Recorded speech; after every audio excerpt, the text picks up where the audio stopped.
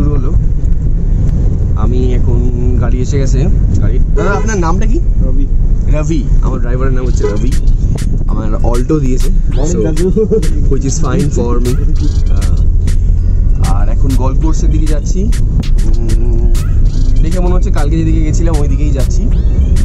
আর breakfast হয়নি, পরে 10-10:30 নাম ব্রেকফাস্ট করবো। এখন 8:42। সো মনেস্ট্রিজ বেশিরভাগ বন্ধ, তো বাইরে থেকেই দেখবো।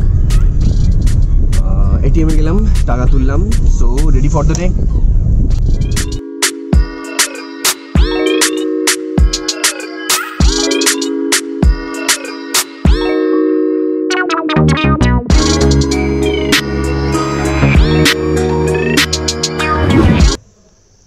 এখানে লেখা রয়েছে, an interesting thing about golf is that no matter how badly you play, it is always possible to get worse. As expected, আমি এখন গল্ফ কোর্সে দাঁড়িয়ে রয়েছি। কাল রাত্রে আমি এটার পাশ দিয়েই গেছি হেঁটে। আমি এটার দিকে তাকিয়েছি, কিন্তু আমি বুঝতে পারিনি, কারণ এটা অনেক নিচুর দিকে। মেন রাস্তা থেকে এটা বোঝা যায় না যে এটার নিচে একটা গল্ফ কোর্স আছে। আমি এটার পাশ দিয়েই গেছি। এইটা হচ্ছে গল্ফ কোর্স। দেখুন এখানে একটা গল্ফের ফ্ল্যাগ রয়েছে। আমি বরঞ্চ ব্যাক ক্যামেরাতে এটা দেখাই।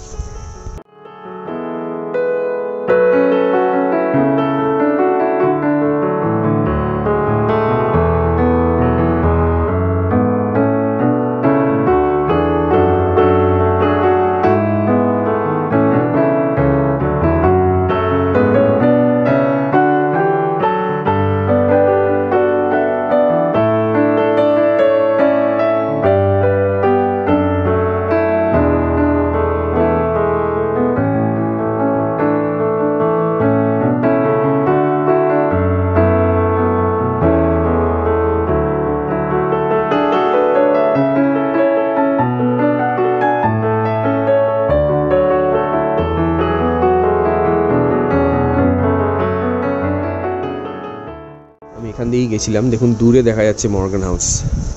মর্গান হাউসের ঠিক অপোজিটেই গল্ফ কোর্স।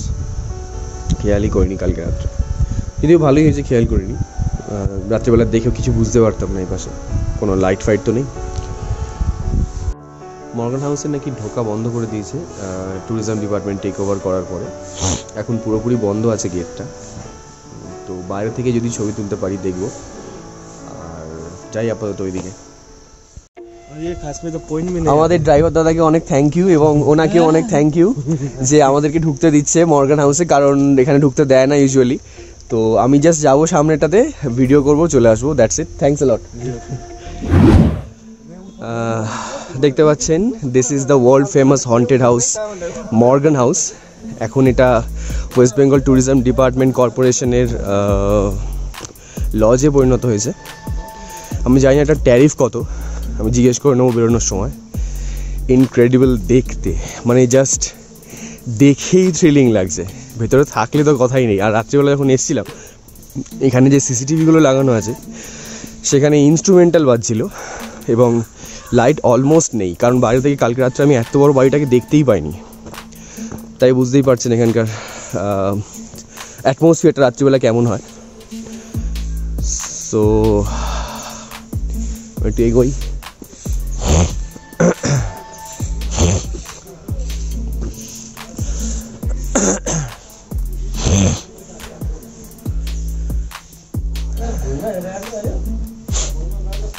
এটা হচ্ছে entry.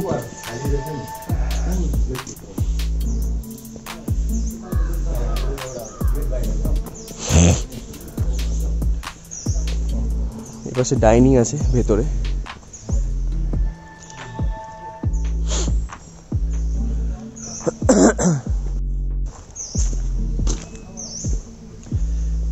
and this is it, the Morgan House.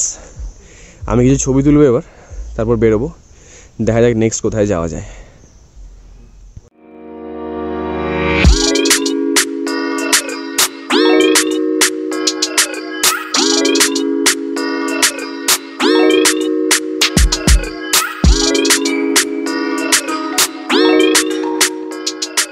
আমরা এখন আছি পাইন ভিউ নার্সারিতে, ওনাকে অনেক থ্যাঙ্কস। সানডে এটা বন্ধ থাকে, কিন্তু উনি আমার জন্য খুলে দিয়েছেন পার্সোনালি। আমি একা এসেছি, আর উনি টিকিট শেষ হয়ে গেছে বলে আনতে যাচ্ছেন। থ্যাংক ইউ আপনাকে, ঠিক আছে। আর আমি যেখানে আছি সেখানে আমার বন্ধু প্রলয় আসলে খুব খুশি হতো, কারণ এটা একটা নার্সারি এবং পরপর সব গ্রিন হাউস আছে এখানে। দেখুন, পরপর সব গ্রিন হাউস আছে এখানে লাইন নিয়ে। তো আমি এখন ঢুকবো ভেতরে, ব্যাক ক্যামেরাতে, ফ্রন্ট ক্যামেরাতে ঢুকবো না। আচ্ছা, এটা হচ্ছে ক্যাকটাসের গ্রিন হাউস। এখানে ভর্তি ক্যাকটাস।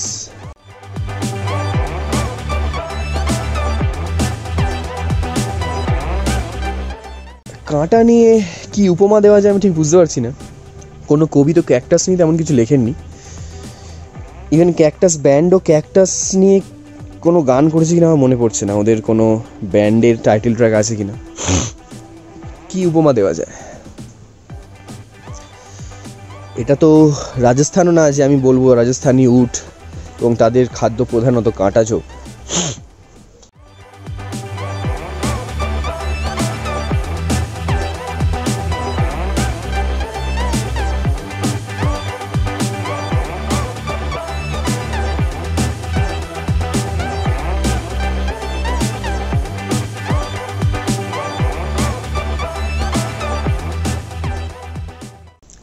এই নার্সারিটার মানে এই প্রথম যে দুটো গ্রিন হাউস দেখলাম, এটা অনেকটা আমাদের জীবনের মতো আসলে। চারিদিকে শুধু কাঁটা আর কাঁটা, আমাদেরকে টপকে একটা কাঁটার থেকে আরেকটা কাঁটায় যেতে হবে। রক্তপাত সব জায়গাতেই আছে আর কি, এটাই হচ্ছে ব্যাপার।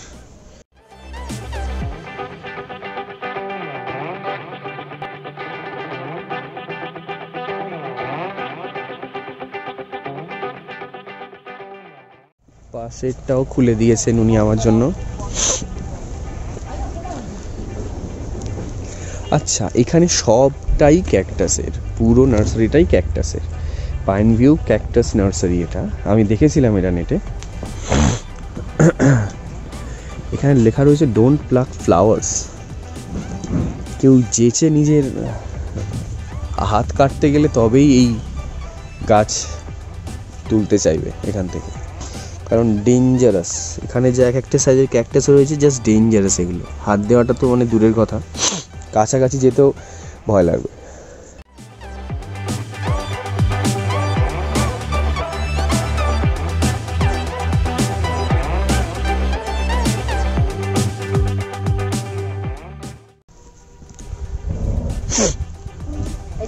হ্যাঁ হ্যাঁ, আমি দিচ্ছি টাকাটা। হ্যাঁ, 1 মিনিট। আচ্ছা, এখানে বড় ক্যাকটাস রয়েছে, দেখতেই পাচ্ছেন ভেতরে। এই পাশে ওনাদের থাকার জায়গা মনে হয়। ও, হোমস্টে আছে এখানে, একটা পাইন ভিউ হোমস্টে। এইখানে সব নর্মাল গাছ রয়েছে। এই পাশটাতে প্রচুর গাছ রয়েছে, প্রচুর। ওখানে ওই পাশে গ্রিন হাউসটাতেও প্রচুর গাছ রয়েছে, যাবো ও পাশে।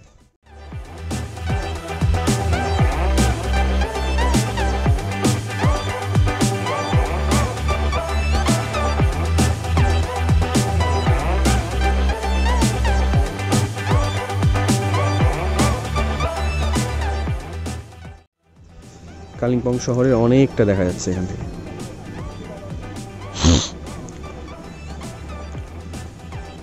আর এইটা হচ্ছে পাইন ভিউ হোমস্টে।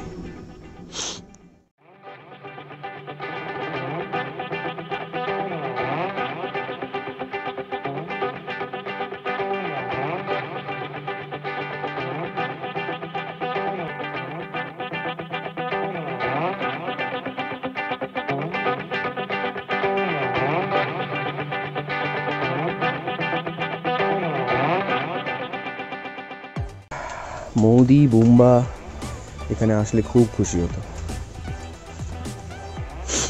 আর এইটা হচ্ছে এখানকার লাস্ট গ্রিন হাউস, ছোট্ট ছোট্ট ক্যাকটাসে ভর্তি।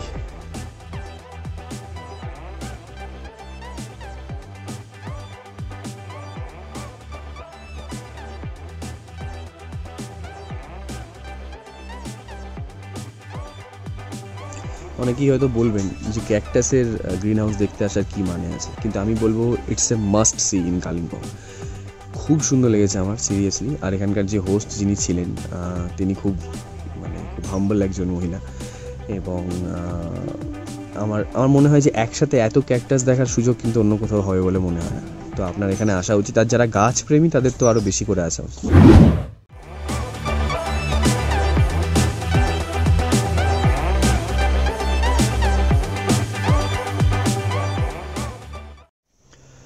আমি এসছি এখন দূরপিন মনেস্ট্রিতে। এটা এই মুহূর্তে বন্ধ আছে, সামনে ওই একদম পিচ বোর্ডের পার্টিশন দিয়ে বন্ধ করা। এটা এখানকার সব থেকে পুরনো monastery, oldest monastery of Kalimpong.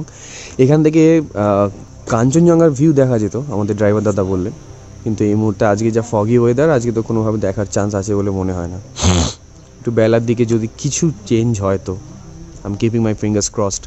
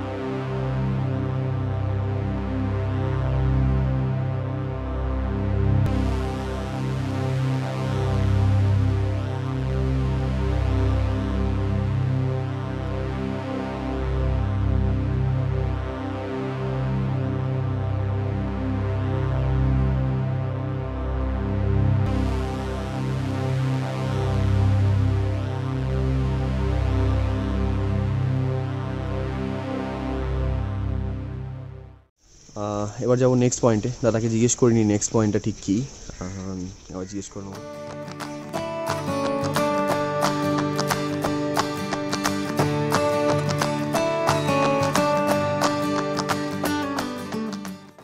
আমি এসছি ডেলোতে। ডেলোতে পৌঁছে গেছি এখন, অ্যারাউন্ড 15-20 মিনিট চলেছি গাড়ি। ম্যাক্সিমাম ডিস্টেন্স ওই পাশ থেকে, মানে মর্গান হাউসের ওই পোর্শনটা থেকে ডেলো অবধি 15 কিলোমিটার্স ইন টোটাল মেবি। তো আমি এখন এসছি ওই সরোজ অ্যান্ড সুরজ বলে একটা ছোট্ট রেস্টুরেন্টে ডেলোর কাছে। দেখুন বাইরেও লোকজন বসে আছে, এরা সব টুরিস্ট, এক্ষুনি ঢুকলো, সবাই বাঙালি, এবং এ পাশেও আছে। আচ্ছা, তো আমি এখানে অর্ডার করেছি চিকেন থুপ্পা।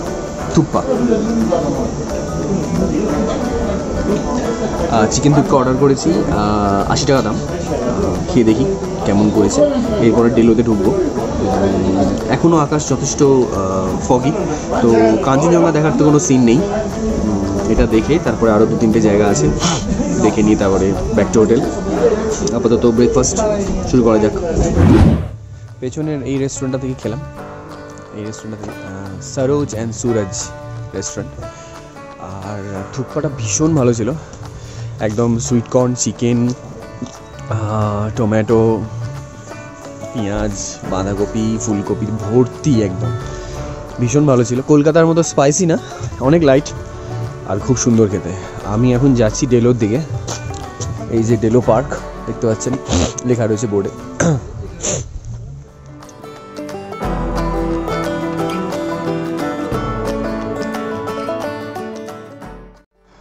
এখানে মনে হয় টিকিট আছে, জেনারেল ভিজিটার 10 টাকা, ফরেন ভিজিটার 50 টাকা।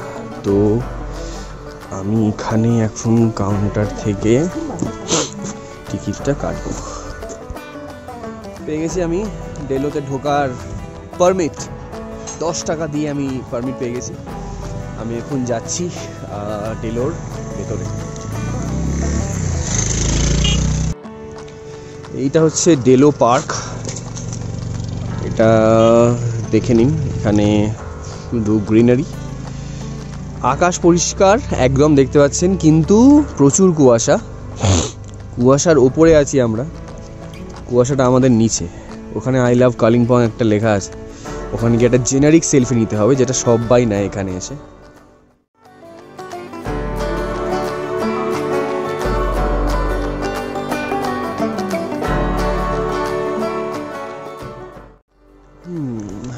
দিকে যাওয়া যাক একবার তাহলে।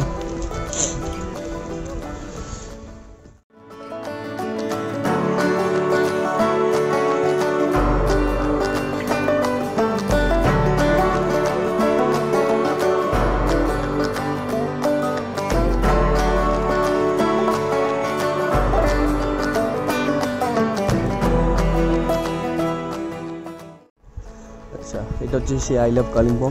এসে গেছি আমি এখানে। এখানে একটা সেলফি নিতে হবে, যেটা সবাই নেয়। আমি বাদ যাই কেন, আবার যাবো ওইদিকে। অনেকগুলো ভিউ পয়েন্ট আছে এখানে। এই সামনে একটা ভিউ পয়েন্ট আছে, ওখানে একটা বসার জায়গা আছে। ওপর দিকে একটা আছে, এই পাশে একটা আছে।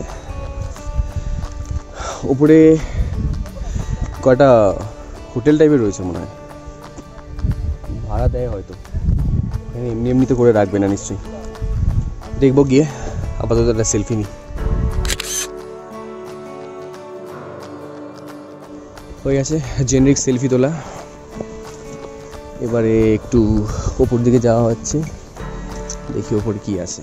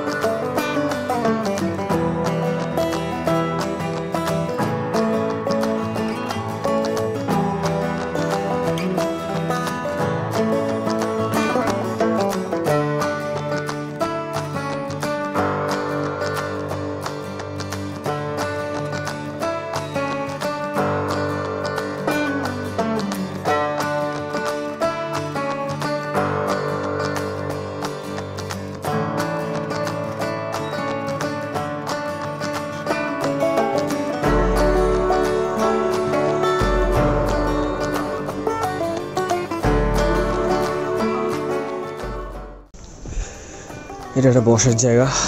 এখানে বসে বসে সুন্দর করে শহর দেখার, গ্রিনারি দেখার জায়গা। এটা খুব সুন্দর জায়গা। উপরে আরও কিছু ভিউ পয়েন্ট আছে, নিশ্চয়ই যাব। আপাতত এখানে একটু বসি।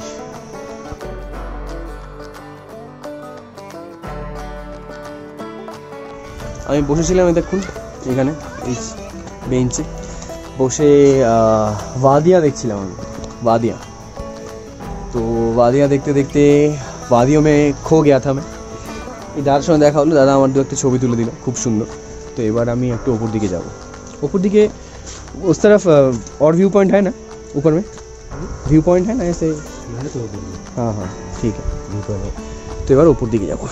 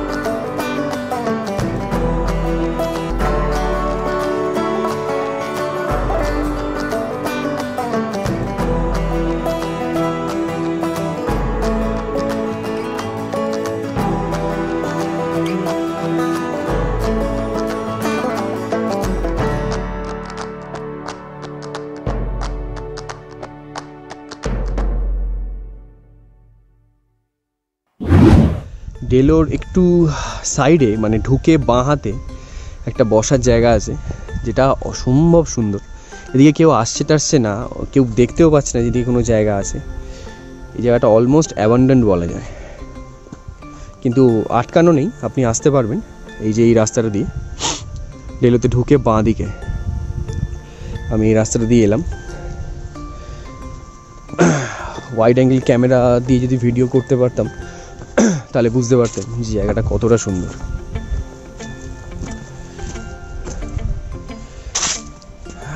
এই দেখুন এখানে বসে খাদের ভিউ আছে একটা, আর সব থেকে ইন্টারেস্টিং যেটা সেটা হচ্ছে এখানে পাইন বনে ভর্তি। এই জায়গাটা পুরোটা পাইন বন। এখানে বসেই কয়েক ঘন্টা কাটিয়ে দেওয়া যায় জাস্ট তাকিয়ে থেকে, আর কিচ্ছু চাই না। ভীষণ ইন্টারেস্টিং।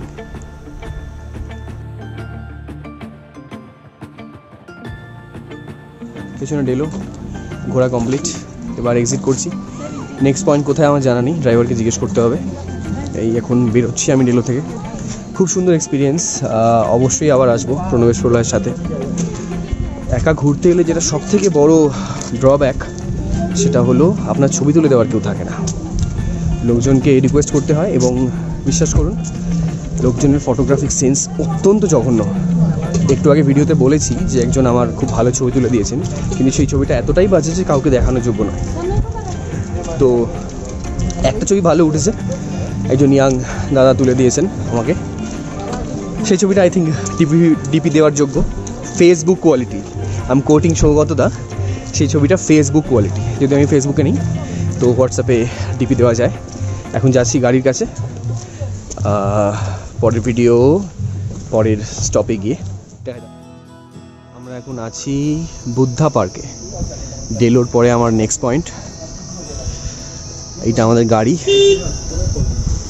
আমাকে ড্রপ করলো সরি।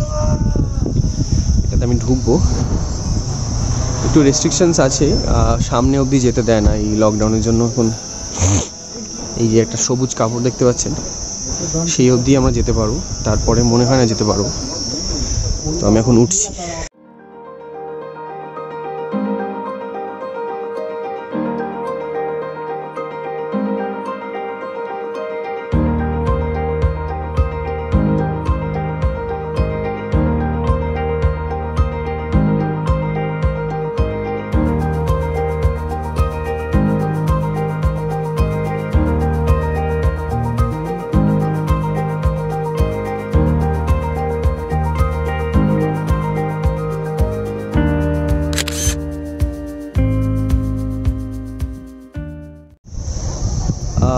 বুদ্ধ মন্দিরের থেকে ঠিক 2 মিনিট দূরে, গাড়িতে 2 মিনিট, 500-600 মিটার হবে হয়তো আই থিঙ্ক, একটা হনুমান মন্দির আছে। এই যে হনুমান মন্দির ওপরে দূরে দেখতে পাচ্ছেন, হনুমান মন্দির, ওখানে আপনাকে উঠতে হবে। বেশ ইনক্রেডিবল একটা জায়গায় করেছে মন্দিরটা, সুন্দর দেখতে লাগে। এই যে সিঁড়ি রয়েছে দেখছেন, এখান দিয়ে উঠবো।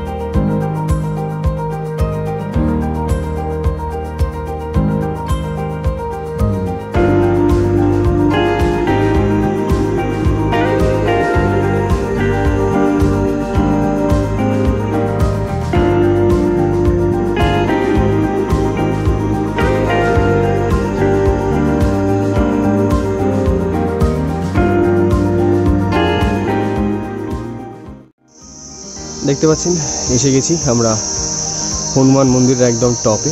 এখানে ছোট্ট ছোট্ট দুটো মন্দির আছে। আমি একটু হাঁপাচ্ছি, তো আমার দম ফেলার আওয়াজ পেলে প্লিজ মাফ করে দেবেন। আর খুব সুন্দর একটা জায়গা। আমি আর উপরে উঠছি না, কারণ আমাকে জুতো খুলতে হবে। এই দেখুন এখানে সবাই জুতো খুলে উঠেছে। এই পাশটায় বসার জায়গা আছে,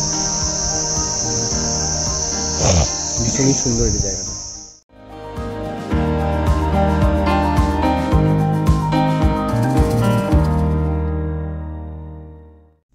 আমার আজকের মতো ট্রিপ কমপ্লিট, মানে ট্রিপই কমপ্লিট অলমোস্ট। একটা পয়েন্ট বাকি আছে, কৃষ্ণা মন্দির, যেটা আমরা এখন যাচ্ছি। তারপরে হোটেল, হোটেল থেকে চেক আউট করে শিলিগুড়ি। প্রণবেশের ওখানে গিয়ে লাঞ্চ করবো। তো মাঝখানে আর কোনো সিগনিফিকেন্ট কিছু নেই। আবার তাহলে কৃষ্ণ মন্দিরে ভিডিও করবো, তারপরে আবার শিলিগুড়ি।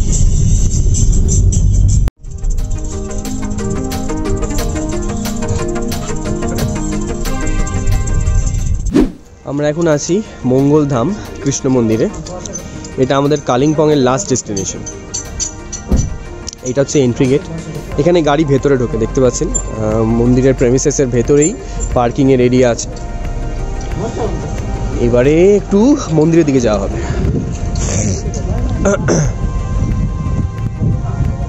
এটা একদম শহরের মধ্যে। এখান থেকে হোটেলটা আমার একদমই কাছে।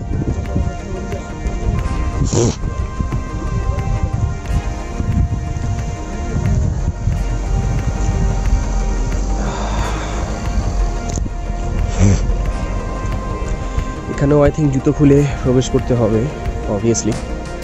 তো ভেতরে আমি যাব না।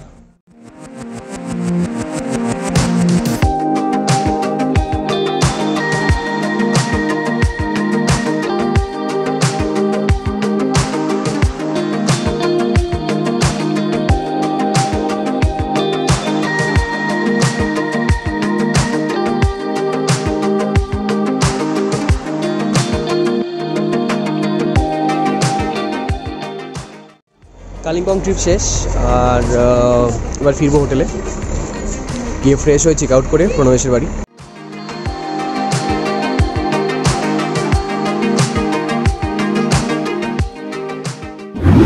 আমার ঠাম্মা থাকলে বলতো এক বালতি দুধের মধ্যে এক ফোঁটা চনা। এত সুন্দর একটা ট্রিপের শেষে আমার ফেরার টিকিটটা ওয়েটিং লিস্ট হয়েই 4 প্রিপেয়ার হয়ে গেল। তো ওয়েটিং লিস্ট 18, তাই আমি ট্রেনে করে ফিরছি না, কারণ আমি টিটিকে ঘুষ দিয়ে সারা ট্রেনে বসে বসে যেতে পারবো না। কালকে আমাকে অফিস করতে হবে। তাই আমার বন্ধু এখন, এই হচ্ছে আমার বন্ধু প্রণবেশ, আমার বন্ধু আমাকে এখন বাসে তুলে দিতে যাচ্ছে। আমি এখন ফিরছি আইতিয়ানা ট্রাভেলসের সেমি স্লিপার লাক্সারি এসি বাসে। আমার বাস বোর্ডিং শুরু হয়ে গেছে, 6:30টায় ছাড়বে। এখন বাজে এক্স্যাক্ট 6টা। প্রণবেশ আমাকে ছেড়ে দিয়ে গেল, ওই বাইক ঘোরাচ্ছে এখন। এই যে এসে গেছে, টাটা করে দেয়। এবার আমি বাসে উঠবো। এবার এখানে বোর্ডিং হচ্ছে, টিকিটটা চেক ইন করাই, তারপরে বাসের ভেতরে গিয়ে দেখা হচ্ছে। আমি উঠলাম বাসে। আমার সিট নম্বর হচ্ছে 43, লাস্ট রো এর আগের রো এর আইলের সিট। এই সিটটা হচ্ছে আমার। বাসে উঠে বসলাম, ট্রিপ শেষ আমার, শুধু রাত্রটুকু বাকি আছে। রাত্রে খেতে দাঁড়াবে কোথাও একটা, বাট সেখানে ভিডিও করার ইচ্ছা নেই। অলরেডি ট্রেনের টিকিট ওয়েটিং লিস্ট হয়ে গেল বলে একটু ইয়ে লাগছে। কোনোদিন হয়নি এর আগে, আমাদের টিকিট প্রত্যেকবার কনফার্ম হয়ে যায় ইউজুয়ালি। আর বাসটা খুব ভালো, আপাতত ভালোই লাগছে, আশা করছি ভালো যাবে। দ্যাটস ইট, আমার কালিম্পং ট্রিপ এখানেই শেষ। দেখা হবে নেক্সট ব্লগে। Thanks for watching, সায়োনারা।